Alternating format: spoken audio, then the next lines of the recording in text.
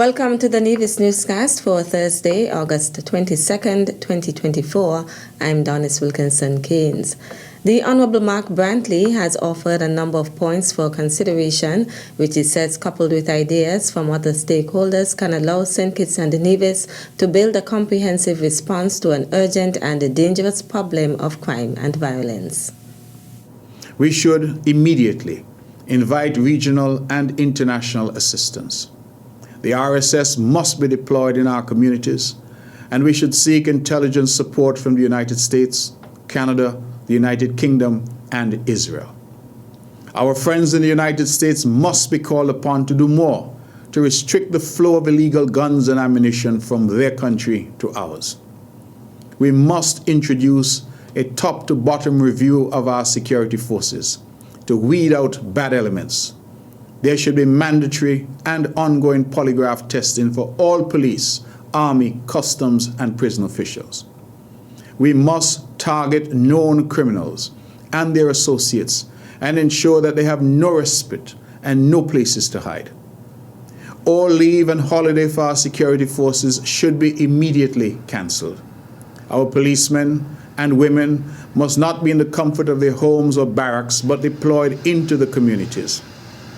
We must deploy greater physical and electronic surveillance tools so that our crime fighting response is led by more technology and intelligence gathering. In an address to the nation on Wednesday evening, August 21st, Brantley said some ideas will require urgent and immediate implementation, while others are intended to have more medium and long-term effects. We must reintroduce an aggressive alternative pathway program.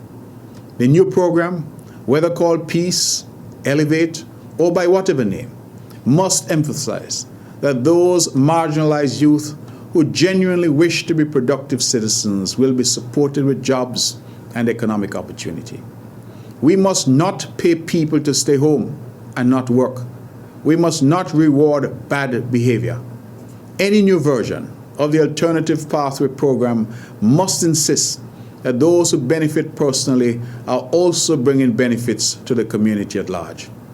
I am here talking about jobs, providing seed capital to start businesses, expunging criminal records to assist former offenders with job opportunities in the private sector, inviting and incentivizing the private sector to play its part in giving these young men and women a second chance, providing free training, especially in vocational skills, such as plumbing, air conditioning, electrical, auto mechanic, shade house agriculture, and agro-processing for our youth. We should amend the anti-gang legislation to allow police to detain suspected gang members and their affiliates for up to 7 days without charge, while investigations are ongoing. The current 72-hour maximum detention without charge is wholly inadequate to allow proper investigations to occur. We should look to the Jamaican example of zones of special operations to include limited and targeted states of emergency where necessary. Brantley also called for the mandatory participation of children in youth groups as part of their curriculum. We must immediately reintroduce moral and ethical instruction in our schools, starting at preschool and continuing throughout our children's school life. This must be coupled with the reintroduction of youth groups in our schools, such as Boy Scouts, Girl Guides, Pathfinders, Cadet Corps. I am pleased to say that prior to this address, I spoke at length to Prime Minister and Minister of National Security, the Honourable Dr. Terence Drew, and I also spoke to Mrs. Natasha Gray Brooks, the leader of the People's Action Movement. I thank them both for reaching out and expressing their willingness to come together to lend our collective voices and hearts to this fight. Meantime, Prime Minister and Minister of National Security, the Honourable Dr. Terence Drew, is set to convene a crucial meeting with community leaders, social clubs, and non-governmental groups on Friday, August 23rd. This meeting marks the beginning of a multi-pronged approach to addressing the growing concerns of violence and crime in St. Kitts and Nevis, framing them as critical public health issues. The meeting, which will bring together a broad cross-section of society, is a preliminary engagement aimed at setting the stage for a national consultation and a 90-day campaign focused on citizen security. Prime Minister Jude says this effort will require the involvement and cooperation of all stakeholders, including representatives from church and religious institutions, political parties, sports associations, social clubs, private sector businesses, government technocrats, and other community-based organizations. The 90-day campaign and the national consultation is conceptualized to include a series of initiatives and actions designed to address the root causes of violence and promote long-term peace and security in the Federation of St. Kitts and Nevis. Still to come, plaque installed at New River Estate in memory of the late Melford O'Flaherty. The details after this break. Known as Uwali, land of beautiful waters by its native inhabitants, and later nicknamed Queen of the Caribbean by British settlers, Nevis has long relied on its natural prowess and resources to create livelihoods for its people. The people of Nevis have long remained connected to the gifts nature has bestowed. As an ambassador of this majestic island, it is my duty to encourage my people to nurture, preserve, and protect what makes us unique as a people and strong as a country.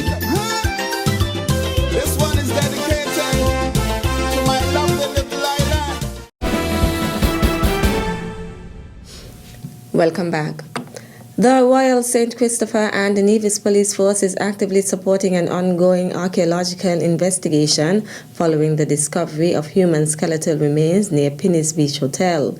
The remains were first reported by a resident on the evening of Friday, August 16th, after he came across them while walking on the beach. In collaboration with the Nevis Historical and Conservation Society, NHCS, a site visit was conducted on Sunday, August 18th. The investigation team included Teresa Herbert, NHCS Director, Lorna Obongo, Independent Consultant, and Dr. Just Morsink, a Senior Principal Investigator from Search Incorporated, a U.S.-based archaeological firm. The Royal St. Christopher and the Nevis Police Force was represented by Sergeant Weeks of the Forensic Crime Scene Unit, who provided on-site support during the assessment. Preliminary findings by Dr. Morsink indicate that the skeletal remains are archaeological in nature rather than forensic. This determination suggests that the remains are of historical significance and do not pertain to a recent death or any ongoing criminal investigation. The remains, which appear to have been exposed over a prolonged period due to coastal erosion, are embedded in hardened sand, indicating their antiquity. The Royal St. Christopher and the Nevis Police Force continues to collaborate closely with the NHCS and international experts to ensure this discovery is handled with the utmost care and respect for its historical significance. The Ministry of Tourism hosted a ceremony on Friday, August 16th in commemoration of the dedicated service at New River Estate of the late Melford Moso O'Flaherty from 1927 to 1986. Permanent Secretary John Hanley described O'Flaherty as an important stakeholder at the New River Heritage Site. And I did not know Mr. O'Flaherty personally, but I have heard a lot of things about him, and all that I've heard has been very impressive. New River is known as the last operating sugar mill in Nevis, ceased operations in the 1950s, and we therefore pause this morning, this bright August morning, to recognize Mr. O'Flaherty's sterling contributions to the ethos, the operations, and the management here at this site at New River. The Ministry of Tourism is pleased to collaborate with the family on this venture. Although it is of a posthumous nature, unfortunately, we were not able to recognize Mr. O'Flaherty during his lifetime, but it's better to be late than never.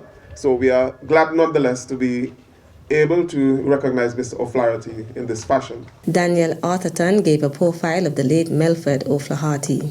but Mr. Flaherty was a great soul. Mr. Flaherty knew everybody in this place. He had a lot of respect. He knew his history. He loved his church. And he was, one of the main pillars of agriculture development.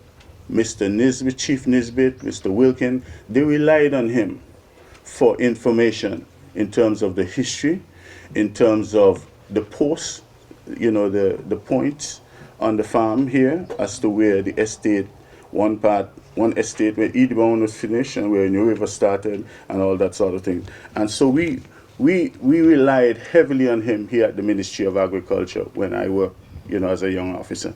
And so today I am one of those persons who stand in solidarity with this process. I'm very happy that the government has seen it, fit in. Posthumously or not, it happened. And I am happy for that. This man was a very important pioneer for tourism, for agriculture, and for development of agritourism linkages in this country. The ceremony also received remarks from Minister of Agriculture, the Honorable Eric Evelyn, and former Director of the Department of Agriculture, Augustine Merchant, as well as Premier and Minister of Tourism, the Honorable Mark Brantley. So I want to start by thanking his daughter, Phyllis O'Flaherty, and that through your persistence and through the cooperation from the Nevis Island Administration, we are here today to do something truly historic. So I want us to really reflect and wherever possible, we're doing this posthumously, but wherever possible, to recognize our people, to appreciate our people, to thank them for their contribution in whatever field that they would have worked.